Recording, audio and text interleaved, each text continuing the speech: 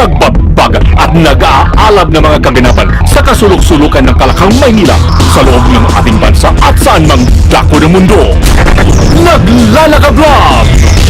Katatampukan ng mga pambihirang kaganapan na bumabandera sa mga police blotters, mga kulay dugong pangyayari na nakakagimbang at mga nakakatawang pansing eksena na tiyak na pag-uusapan. Naglalagablog!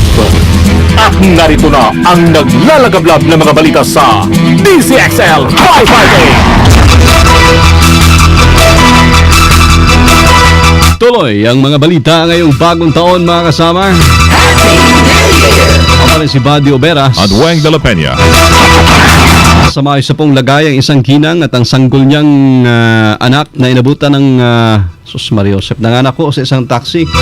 Sa kasagsagan ng pagsalubong sa bagong taon, galing ang ginang sa Veterans Village dyan sa QC nang biglang makaranas ng pananakit ng tiyan.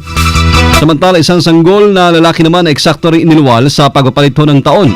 Iniluwal ng kanya ina na si Rochelle Patawara sa Dr. Jose Pabella Hospital, dyan sa Santa Cruz, Manila. Ang baby, ang oras ay 12:01 hating gabi, umaga. Nasundan ang naturang New Year baby ng babaeng sanggol na pinanganak sa ganap na alas 12:15 ng hating gabi. Ang mga New Year babies po ay pinaniniwalaan na swerte. Binibigyan ng suporta rin ng ilang grupo para sa nilang paglaki hanggang pag-aaral. Ito naman, dapat pala New Year Dapat baby pala tayo. Malibre pa sa tax. Sayang. May flight ho patungong Tacloban ang apektado ng problema sa runway. Alam niyo natin kung saan runway? Dito? Patungo ay dito yan, sa NAIA. Diyan sa NAIA. Natin sa balita si Joyce Adra. May report. Joyce, i-radyo mo. Sa apektado ng problema sa runway sa Tagbilaran Airport, ang biyahe ng mga eroplano kaugnay nito, dalawang flights ng PAL Express patungong Tagbilaran at pabalik ng Manila ang kanselado dahil sa runway obstruction. Samantala, balik na sa normal ang biyahe ng mga eroplano sa Rojas Cadiz matapos ang pagbaha doon noong Lunes dahil sa walang tigil na pag-ulan at nagresulta sa paglubog sa baha ng maraming lugar. Kasama mo sa NAIA para sa DZXL 558, Joyce Adra, Tatak RMN.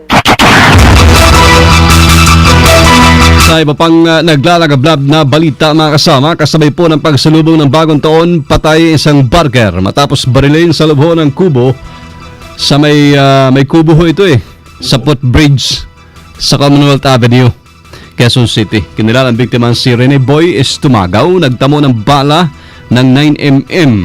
Ayon sa pinsan ng biktima si Almer, nagkaroon po ng komosyon ng biktima at ang mag-asawang kinupkup nito na kinilala sa alias Baby Lou at Benji dahil sa hiniram na charger. Nako. Habang nagkakaroon ng girian, biglang dumating ang pinsan ni Baby Lou na bagong laya. Nako, yan na. At agad na naglabas ng baril sa kawala sabi-sabing pinaputukan sa ulo. Pasintabi po ang biktima. At dahil dito isang manhunt operation ay ikinasa ng otoridad para sa kadarkip ng suspect at ng mag-asawa. Maibalik sa kulungan yun. Oo. Grabe Siya na nga ang kumukup doon sa mag-asawa. Oo. Nadali pa siya ng pinsan. Grabe. Alright. Nasa Isa pa. Michigan. Yan. Hindi pala to. Ay, Himagas iba. pala to. Mamaya pa pala to. Sige. May isa pa. Nakaligtas man daw Oo. sa gupit ng Super Typhoon Yolanda. Agaw buhay naman ang buhay ng isang batang lalaki matapos na siya ay tuklawin Nako. ng ahas habang naghahaponan lamang kagabi sa Tacloban. Inoobserbahan sa EVRMC Hospital ang biktimang si Leonard Abio, 12 anyos, ng barangay Abukay, Tacloban. At ayon sa nanay nito na si Pasita, kumakain noon ang mag-anak nang hindi nila mapansin na may pumasok na ahas sa kanilang tolda. Malamang nagkalat dyan ng ahas rin, di ba? Binahayang lugar na yan. Binahay. Bigla na lamang tinuklaw yung biktima, yung bata. Binalaan ng mga residente sa lugar na laging maging alerto sa lahat ng oras dahil posibleng anilang maulit ang ganitong insidente. Mga nagkalat na ahas na nakakamatay. Ito pa matindi. Tuklaw. Ano nangyayari? Ito kasamang Weng na lunod. Isa pong sanggol ang malupit ang dinanas matapos malunod sa iniinom na gatas sa Talakag, Bukidnon. Nabatid na mismo ang ina ng biktima, nagpainom ng gatas sa baby gamit po yung bottle feed Yung bote. Yung boss, yung dodo. Dodo. Dumidede noon ang sanggol nang iwan siya ng kanyang ina Ay, naku. na naglalaba. Oo. Kaya laking gulat na lamang nang makitang nangingitim na ang bata ng kanyang balikan. Tinangkapan dalhin ho ang baby sa Northern Mindanao Medical Center sa Cagayan de Oro, pero binawi na rin ang buhay. Nalunod nga Nalunod sa gatas? sa gatas. Nang- Nabilaukan, kumbaga, na-choke. Hindi na control. Mario, baka malaking butas. Malaking butas. Mga numero yan Sa 558 Sports DZXL Bulat Palaro. Maganda po ang simula, mga kasama, ng New Year. Dahil nawala yung folder ko. Okay. Nagbakasyon rin. Nagbakasyon yung folder ko dito. Nagbabakasyon lang. Hindi alam na, ngayon ka pala, babalik. Sige. Magandang tanghali ha, ating IT. Magandang Wala simula. siya Wala pa. Bakasyon din. Magandang simula po para sa Atlanta Hawks taong 2014. Matapos manalo sa laban nila sa Boston Celtics sa score 92-91 gahibla. Napatid doon na mula sa 18-point deficit ay nagawang makahabol ng Hawks. Bago ito, nagtala rin ng Hawks ng record na siyam na sunod-sunod na panalo kung ang score nila ay umabot sa mahigit 100 points. Sige. Oli! Diyan ka ba? Saglit lang ha? Hindi ka pa nakikita eh. Alam mo, somebody, sa Zamboanga, wala ring fireworks kagabi dahil Wala rin. nauna na ho sa kanila doon ang New Year. Noong pang September, New Year na eh. Tama. Sa putukan, may barbahan, di ba? Halo-halo. Kaya walang New Year, fireworks ban. Sa Davao, ganun din. Di ba? Oo. Ang maganda Zero sa Davao, casualty. ang maganda sa Davao, ang ginawa nila ho doon, umabot daw sa 7,000 o 8,000 yung mga nakiisa doon sa ginawa nilang First Davao Torotot Festival. Yun na lang. O tinorotot Maganda. nila yung mga torotot. Talaga. Yan, na ginawa ho sa Roas Avenue sa Davao ho yun. Yan. Kaya maganda yung ginagawa nyo. Safe na safe. Pwede, actually, ginawa nila yan para masali sa Guinness Book of World Records. May purpose pa talaga. Oo. Di ba, double? Kasi target ng Davao na maagaw daw ng record ng Japan na merong 6,900. Na nagturotot. 7,568 yung mga nagturotot kagabi sa Davao. Yung mga party horn blowers na tinatawag. 12 years na ho sa Davao pinagbabawal ang paggamit ng pulbura, rebentador, pyrotechnic, which is maganda. Dahil wala ka ng wala ka ng alalahanin pang naku, New Year na, meron kayong mabibiktima, meron kayong mapuputol na naman ang daliri, di ba? Yan, pasensya na sa mga taga Bulacan, pero may iba-iba ho tayong opinion, di ba? Yung sa amin, dapat yung mga eksperto lang siguro nagpapaputok niyan. Manood na lang marami. Manood na walang lang. Gawa na lang ng isang public kung gusto niyo may paro. Manood na lang tayo lahat. Torotot na lang gawin nyo. Di ba? Na hindi pumuputok. Totoo. Loli, ikaw na. Ikaw, Loli. Sumali ka ba sa Davao? Loli. Uy, buti kung nasa Davao ako. Kung andun ako, sasali ako doon. Sa Torotot, mahilig ako dyan. Hello, everybody, Hello. everywhere. Hi. Hello. I have a Lolly. It's me, Lolly. Alam nyo, matapos na siya ay torototin, hindi wala. Nais raw ngayon ng singer-actress na si Nikki Hill na maging masaya ngayong 2014. Lalo't malaya na siya sa kanyang nais gawin at mga nais pang gustong gawin. Sabi ni Nikki, gusto lang niyang i-enjoy ang pagiging totoong babae.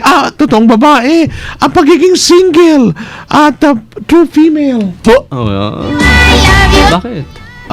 Di ba siya ano? Ha? Talagang girl? Female siya. Okay. At maaaring maghanap siya ng totoong male. Oo. Kaya kasi feeling raw niya na ngayon lamang niya ito ma-enjoy ng buong kababaihan. Ayan. Diba? May mga bagay daw na natutunan siya mula nang magkahiwalay sila ni Billy Crawford. Sana naman, Nikki, share mo sa amin para alam namin, di ba? Huwag mo lang mag-selfie. Dapat i-unselfie mo rin, di ba? Para ma-share mo yung mga experience mo, paano magmahal o hindi magmahal, di ba? Malaking bagay. May mga bagay daw, samantala ay tatanong ako, kung mabibigyan daw ng pagkakataon, gusto raw ng actress na mag-aral sa New York. sa USA at sa London, England. Pero pag-iisipan pa raw niya ang kursong kukunin. Ayaw mo ba dito? May UP naman tayo. Meron pang ano pa? May Ateneo. Ano pa bang bakit gusto mo yung mga nasa? Lasal. Suportahan mo yung sarili mo, Nikki. Sarili mong mga eskwelahan dito. Para yung kita punta dito sa ekonomiya natin. Huwag hindi doon sa mga banyaga. Mayaman na sila, di ba? Ikaw naman, Nikki, hindi ka Pilipina. Nakiisa ngayong 2014, suportahan ang proudly Philippine-made. It's me, Loli, proudly Pilipinang Pilipina. Lollipop, pop, lollipop. Thanks, slowly. Loli, Okay ka sa pitch slowly, ha? mga Filipino-made. Filipino education. Total, ginagaya rin naman abroad. Dito na lang. Oo, pare. Maingit naman kayo. Hindi gasgas, hindi umatras, medyo madulas. Ito ang balitang panghimaga. Sabi ni Dexter 81, magaling manurotot daw ang mga taga Davao. Oo, di ba? Oo. Totot! Asa na? Ako nga pala. Ako, andito sa akin, no? Someone special, thank you, vacuum cleaner. Vacuum cleaner. Pag magaling manurotot na. Oo. Ngayon wala na ang PDAF. Oo. Paano na yung mga congressmen ng mga may pinapaaral na anak abroad? Yun lang. Napansin nyo, lahat ng mga politiko, halos lahat. Halos lahat. Mm. Mga anak so eksklusibong paaralan. Oo. Pag koleyo na nasa abroad, London, America, you know. Babalik lang sa Pilipinas para tumakbo. Oo. After all these years, ngayon lang natin nalaman na illegal pala yung PDAF na yan. Grabe, tinorotot tayo mga Pilipino. Oh, yan. Himagas pang dahil sa Michigan ito. Okay. In Michigan, you know where it is? I Yes. don't. I think na America. Oo nga naman. Michigan. Aremica. Yes. It's an American area, an American place, you know. Kahapon NBA yung report ko, NBA yung balita natin, kaya NBA the English din, English. the thing. So Michigan, so it's imported. So I'd like to limit in English. Yes, please go ahead. Alright. Kasamang Ben. Idol Ben, gandang tanghali. Happy New Year, ha? Benti. Si Benti. Idol You know, Benti. Idol, the Tulfo Brothers, Yeah, of course. parang Erwin at parang Rafi. Yeah, Boss Rapi. And Happy Boss Ben. New Year sa inyo. Oo. Alam ko may programa kayo alas 2 mamaya Oo. sa Radyo 5. That's FM naman yun eh. Hindi tayo magkalaban. Pwede. Hindi tayo So, sumbong natin pag... yeah, wanted. All right, going back, let me continue. In Yeah, Michigan, please. because of Braga. Sumobra, pare, ha? because of hunger. Pwede yan, ha? Yeah, because of hunger. Marami advocacy Hunger dyan. game. Yeah, because of hunger. Aha. The snake. Snake. The snake. It's called a boa constrictor. Yan. Matindi yan, boa. Oo. Malaki yan. Malaki. Boa pala yung boa. Yeah, boa. Hindi, oo. Malaki Pero rin malaki boa. din to. Malaki rin boa. Malaki yan. No? Malaking ahas yan. Talaga. Because of hunger, a snake decided to go out and exit from inside the sofa. Oh my God. You know? Aha. According to the owner of the sofa, you have that in your home, right? It's sofa. where we sit. It's where you sit. It's where you sleep. And, okay. It's where you make, turot. No. What I mean is, yeah, not war, but peace. Okay. It's where you, it's where also you make explosion. That's right. Diba? In your sofa. Yeah, that's where you make the big hit. Secret explosion. Yeah, Diba? of course. To avoid pollution, Yes. you explode in the sofa. In the sofa. Diba? According to my friend, the most dangerous explosion is the is the fart, you know? Why? In Tagalog, utot. Yeah.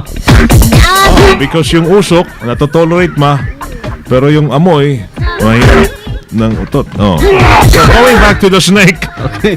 So What happened to the the owner boa? of the sofa, he saw the liberation of the snake from the sofa. It's discovered that it has been there for the 2 months time Oh, already. may gulay. Inside the sofa there was a snake. In Tacloban, a lot of snake. Everywhere. Beaten a boy. Oh. They didn't notice that there was a snake inside the sofa, but the snake is not dangerous. It doesn't have that much venoms. Venoms. Venoms. Yeah. No, tama. Non-venomous. Yeah, tama. Venomous, not non-venomous snake. Oh. Yeah, it's not dangerous. So, well, It's vamos everybody. the snake died Oh my goodness. eventually because of hunger. The fart? Yeah, no, No, the hunger. Maybe I suspect there was somebody there that dropped a bomb of Okay. explosion because they cannot tolerate the snake got out. So be careful in your sofa because there could be a snake inside living. May Okay? So check. It's- It's the end of the year. It's the beginning of the year. You go and check and clean your house. declutter the snake. Yes. Okay? All right. Thank you. That was nice. I will put it in English. Balitang panghimagas. What's the English for balitang panghimagas? Appetizer news daw. Paano? Ang bilis. Awkward. Ay, ganun. Grabe, kala ko hindi tayo mag-overtime talaga. Umaga lang, ha? Kala ko umaga lang nangyayari. Paano mga kasama? May pasasalamatan ka ba dyan? At, Salamat sa mga nag-donate ng oras sa amin Oo. ng 10 minutes. 10 minutes. Yan, salamat ha. Si Larry King. Oo. Muli, salamat na marami. At abangan nyo po ang Bantay OFW. Bantayan. Bantayan. Happy New Year sa inyong lahat! Happy New Year! Hindi ko lang yung mga taga ATC Healthcare ang may gawa ho ng Robas. Magandang hapon at Happy New Year. Mga taga Goldshine Pharmaceutical, ayan, si Ginoong tama, Jaime Serrato. Happy New Year, sir, ha? Yan, alright. Ingat Thank lang you. po. Thank you and more blessings in 2014. Yes, to all of you. Dire-diretsyong mga naglalagablab na balitang tatak RMN inyo pong napakinggan pa rin sa DCXL 558. Thank you, Lord. At Amen. ngayong tanghali ay nagsama tayo ng Wednesday. Ayan, kaya Weng pangalan ko, Wednesday ako eh. Pinanganak Weng. na. Oh, ayan, Wednesday, January 1, 2014 na po! Kasama nyo sa serbisyo publiko ng the province of Occidental Mindoro. Mabuhay! Ako si Buddy Oberas. At from the city of Samuel, Isaros Primo Hermano, Weng de la Peña. po lahat sa DCXL ay Tatak RMN. Subayin niyo ang 25 minutong kalikunan ng mga pinakahuling kaganapan ang Maynila sa ating bansa at saan mang dako ng mundo. Naglalagab-lab! Dito lamang sa Unang Pihit DZXL 558, ang bagong kasama mo!